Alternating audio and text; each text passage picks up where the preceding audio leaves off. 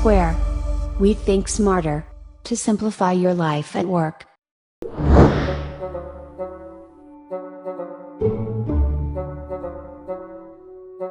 Mike has learned to use Lockout Tagout every time before starting the maintenance.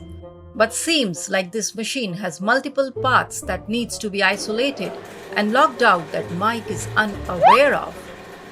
And today, he is going to learn another lesson at work.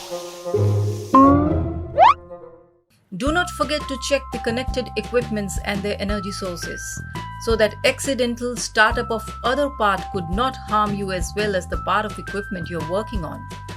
De-energize and lock out each of them with a suitable device. Also consider getting proper knowledge of the equipment before working on it. Do not forget to check all the connected equipments and each of the energy sources before isolating complex machine. Get proper knowledge of the equipment before performing Lockout Tagout.